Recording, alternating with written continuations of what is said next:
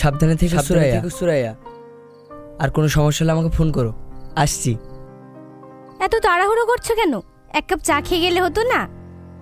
না, আজকে আর চা খাওয়া হবে না। এমনি তো অফিস থেকে ফিরতে গিয়ে অনেক দেরি হয়ে গেছে। বাড়ির লোক চিন্তা করবে। মামা ভালো আছেন? হ্যাঁ ভালো আছি, তুমি? ভালো আছি।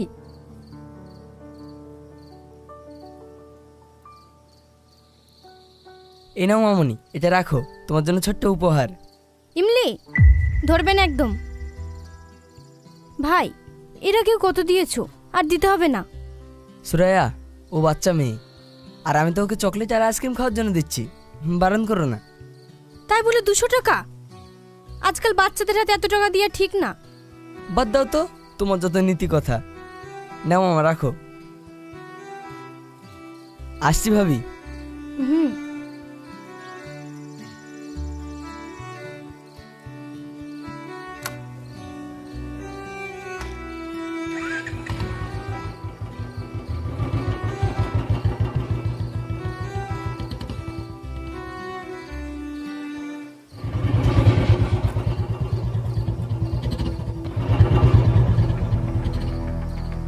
সেলিম এই সময় ওদের বাড়িতে?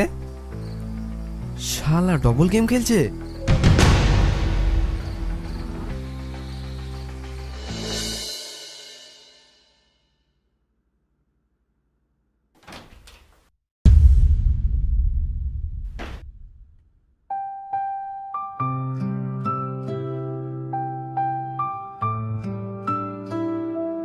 কি ব্যাপার?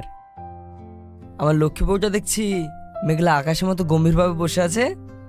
আজ আবার বাড়ি ফেরার কি দরকার ছিল? যেখানে ছিলে সেখানেই রাত কাটিয়ে আসতে পারতে। এসব কি কথা বলছো হাসি? অফিস থেকে ফিরতে একটু দেরি হতে পারে। কতবার করে বললাম আজ একটু তাড়াতাড়ি ফিরবে। কত আশা নিয়ে বসেছিলাম দুজন মিলে ঘুরতে যাব, ফুচকা খাবো, কিন্তু তুমি সে রাত করেই আসলে।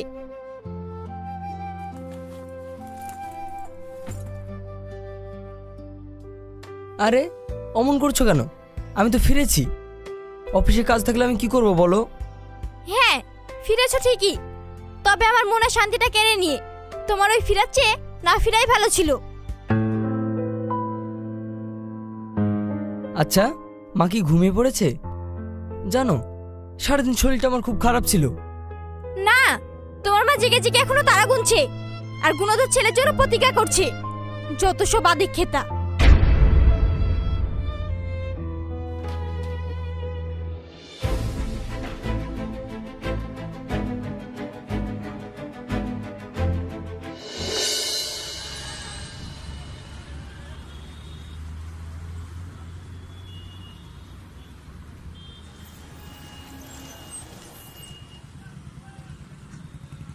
আরে ভাবি, আপনি এত রোদের মধ্যে এখানে কি করছেন? এই তো ভাই, বাজার করতে এসেছিলাম। আজ বাজারে খুব ভিড়। সে কি, সেলিম ভাইকে বললে তো হতো। রোদে আপনার কষ্ট হচ্ছে না? তোমার ভাই বাজারে আসবে, সে তো দুনিয়ার সব কাজ নিয়েই ব্যস্ত। আমার কষ্ট দেখার মতো তার কাছে কোনো সময় নেই। আচ্ছা উঠুন, আমি আপনাকে পৌঁছে দিচ্ছি। হুম।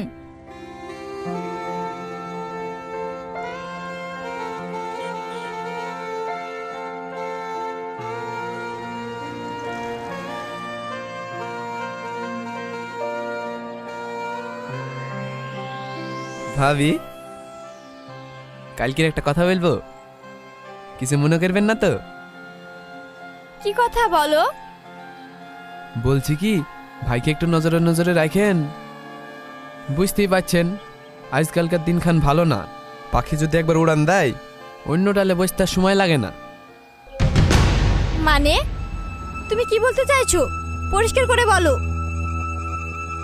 আমি যেটা দেখেছি সেটাই বলছি। ভাই অফিস থেকে ফেরার পথে প্রতিদিন একটা মেয়েকে ড্রপ করে দিয়ে আসে। এই জন্যই ইদানিং রাত করে ফিরছে, সেই জন্যই এত ব্যস্ততা। তুমি ঠিক বলছো তো ভাই?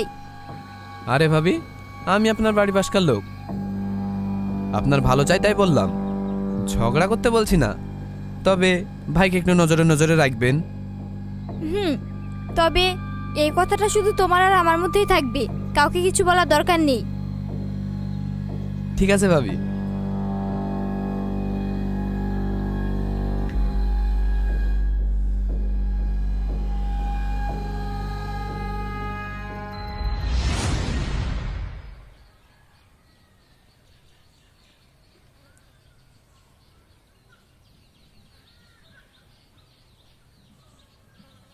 সাজিদ ভাই,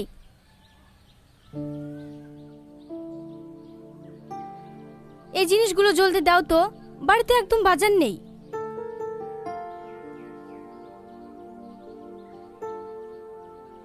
কি বলো ভাবি, এতগুলো মাল কি আর বাকিতে দেওয়া যায়? আগেরই তো 4,000 টাকা বাকি আছে। জানি ভাই, এই নাও আপাতত 500 টাকা রাখো, সামনের মাসে একটা ব্যবস্থা করব। ভাবি, টাকা দিলেও হবে, না দিলেও হবে। মানে? তুমি তো অনেক সুন্দরী, সারা বছর বাকিতে খাবে, কোনো সমস্যা নাই। তবে তবে কি? ভাই, আমাকে একটু সময় দিও, আর মাঝে সাঝে রাত্রিবেলায় আমাকে একটু ডেকো, তাহলেই তোমার সব ধার শোধ হয়ে যাবে। ছি, তুই এত নীচ! আমি তোকে ভাই ভাবতাম, এই তোর মনে ছিল? তোর এত বড় সাহস, আমার টাকায় খাবি আর আমার গায়ে হাত তুলবি? বেরিয়ে যায় এখান থেকে, তোকে আর একটা মালও দেবো না। আর শোন, বাকি টাকাগুলো যদি কালকের মধ্যে না পাই, তোর বাড়িতে পুলিশ পাঠাবো। যা, বেরো আমার দোকান থেকে।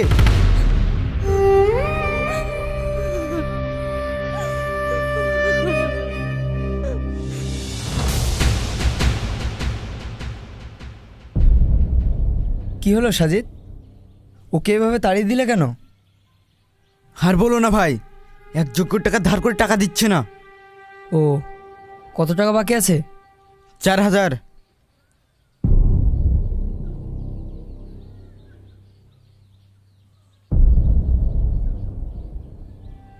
এই নাও, এখানে 4,000 টাকা আছে। আর যে বাজারগুলো করতে এসেছিল ওগুলো প্যাক করে দাও। ঠিক আছে।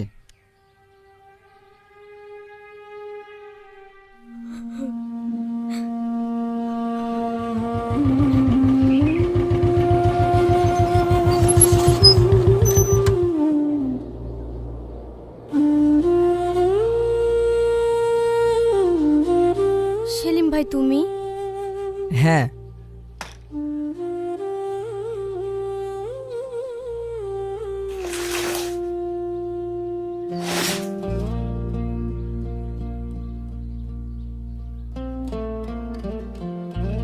এই নাও, এগুলো রাখো। এসবের আবার কি দরকার ছিল? আরে ধরো তো। শোনো, ওই বাজার দোকানে বাজার করতে যাওয়ার কোনো দরকার নেই, আমি সব বাজার করে এনেছি। সেলিম ভাই, তুমি অযথায় নিজের টাকা খরচ করছো।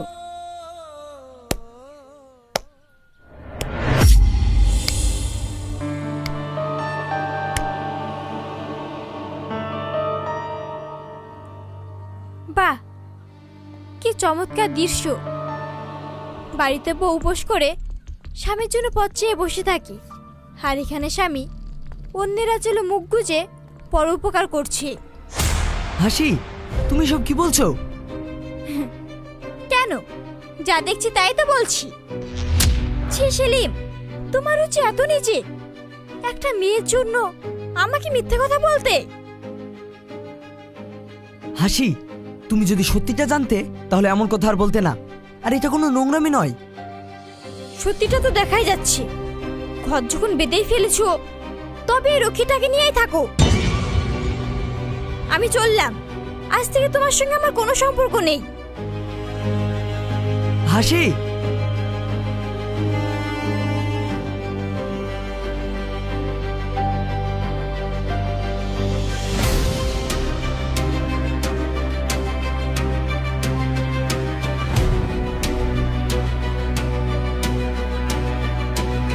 মা,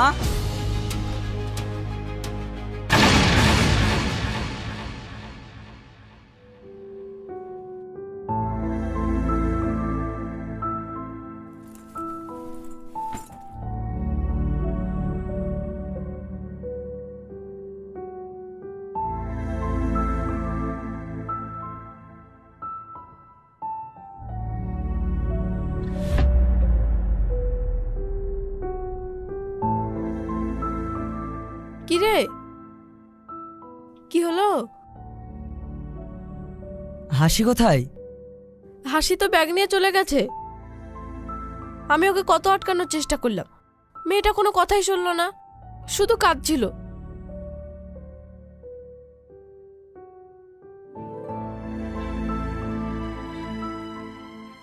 চলে গেল? একবার কথাটা জানার চেষ্টা করলো না? সেলিম, তোদের মধ্যে কি কিছু হয়েছে? ও তো যাওয়ার সময় বলে গেল, মা আপনার ছেলে তো মানুষ নয়, একটা অমানুষ। আমি পুরো মানুষ, কিছু বুঝতে পারছি না। সত্যি করে বলতো, তুই কি কোনো অন্যায় করেছিস? মা, আমি কোনো অন্যায় করিনি, শুধু একটা ঋণ শোধ করার চেষ্টা করেছি। তুমি কোনো চিন্তা করো না, আমি দেখছি কি করা যায়।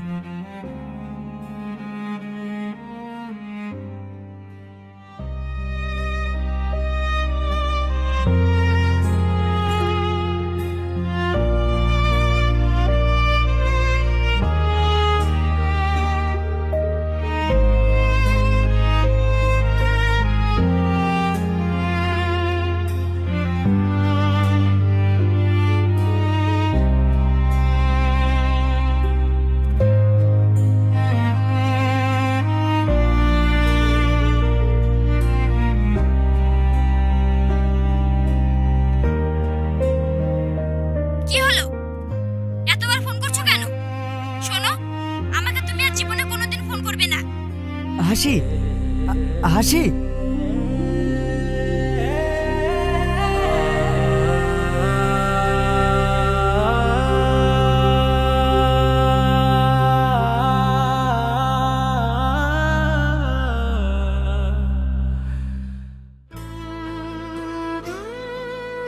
হাসি, প্লিজ তুমি এভাবে জেদ করো না। বাড়ি চলো, আমি তোমাকে সবটা বুঝিয়ে বলছি। কি বলবে? নতুন করে কোনো মিথ্যা গল্প সাজিয়েছো? লজ্জা করে না আবার এই মুখ নিয়ে আসতে? হাসি, তুমি আমাকে যা খুশি তাই বলো, কিন্তু বিষয়টাকে এত নোংরা দিকে নিয়ে যেও না। মা, মা!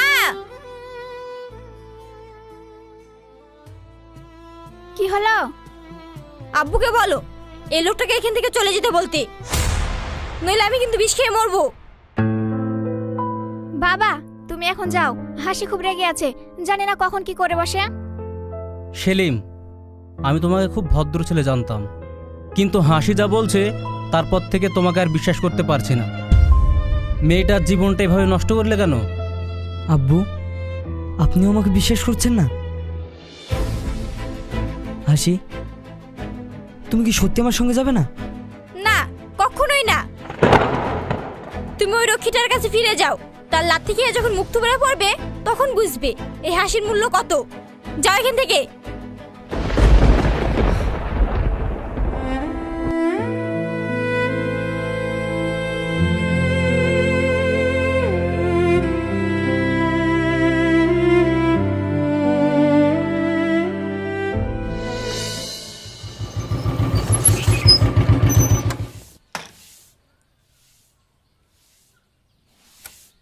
মা, মামা এসেছে।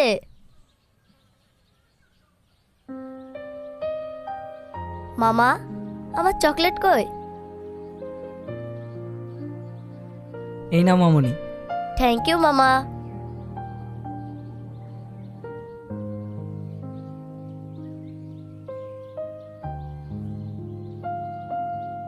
সুরাইয়া, ছোটন কেমন আছে? ডক্টর দেখে গেছে, বলেছে ওর ক্ষত শুকিয়ে আসছে, মাস দুয়েকের মধ্যে ও নিজে নিজে উঠে বসতে পারবে। কিন্তু সেলিম ভাই, তোমার মুখটা শুকনো কেন? হাসি কি এখনো ফেরেনি? ওর কথা ছাড়ো, ও হয়তো কোনোদিনই বুঝবে না। আমার কারণে তোমাদের সোনার সংসারটা ভেঙে গেল। চলো, দরকারে আমি ওকে সব বুঝিয়ে বলবো। না সুরাইয়া, ওর যা মেজাজ, ও তোমার ছায়া দেখলে অশান্তি করবে।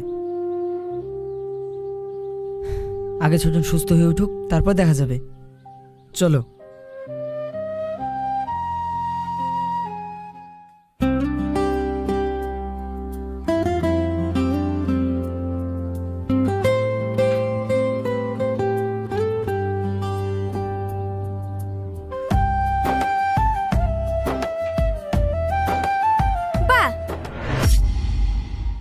সুরাইয়া, এটা আবার তোমার নতুন খরিদ্দার বুঝি? তোমার ব্যবসার তো দেখি খুব রমরমট অবস্থা। কে আপনি? কি সব বলছেন? আমি কে সেটা বড় কথা নয়, এই যে মেয়েটাকে নিয়ে ঘুরছেন, আপনি কি জানেন ও কেমন চরিত্রের? ও একটা নষ্ট মেয়ে। মুখ সামলে কথা বলুন। আপনি কি জানেন কার সম্পর্কে কি বলছেন? খুব ভালো করেই জানি। ও আমার স্বামীকেও নিজের জালে ফাঁসিয়েছিল। কতজনের সঙ্গে যে রাত কাটিয়েছে।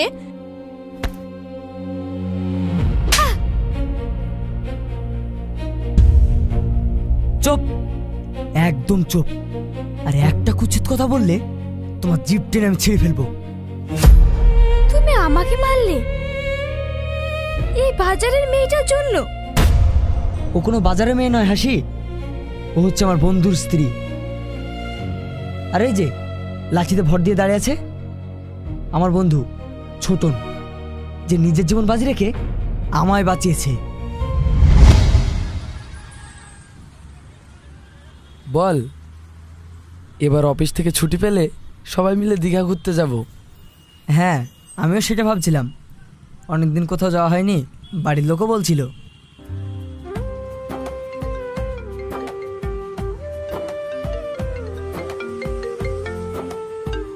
তুই বস, আমি একটু ফোন করে আসি।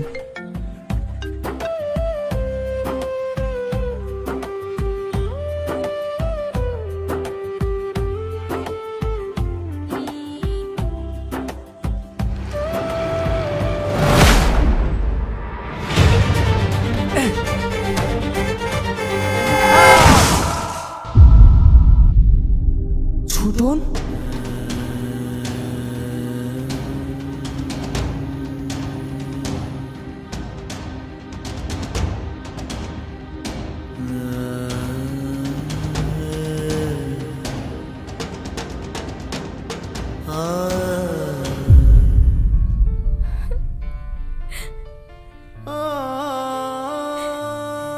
সে থেকে ছোটন 3 মাস বিছানা পঙ্গু হয়ে পড়েছিল।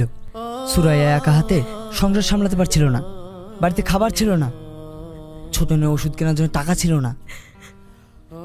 যে মানুষটা আমাকে জীবন দিল তার পাশে আমি দাঁড়াবো না? তখন যদি আমি সুরাইয়াকে সাহায্য না করতাম তাহলে আমি কেমন মানুষ? আমাকে অমানুষ মনে হতো।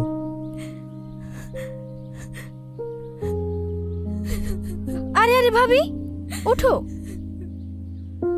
আমাকে ক্ষমা করে দাও বোন, আমি আমার স্বামীকে সন্দেহ করেছি, তোমাকে অপবাদ দিয়েছি। না না ভাবি, এমন করে বলো না। ভুল তো মানুষ মাত্রই হয়। আর সেলিম ভাই কখনোই চাইনি। তুমি কৃতজ্ঞতার দায়ে আমাদের পাশে থাকো। ও চেয়েছে তুমি ওকে বিশ্বাস করো। হাসি, বিশ্বাস ছাড়া কোনো সম্পর্কই টেকে না। তুমি যেটা করেছো সেটা ভালোবাসা নয়, অধিকার ফলানো। ছোটন, চল। সেলিম, আমাকে ক্ষমা করে দাও প্লিজ। আমি আমার ভুল বুঝতে পেরেছি। আমি তোমার সঙ্গে বাড়ি যেতে চাই।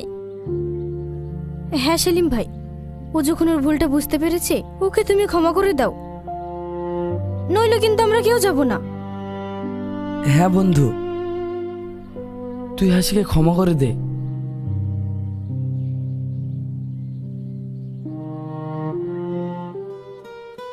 আচ্ছা ঠিক আছে, চলো।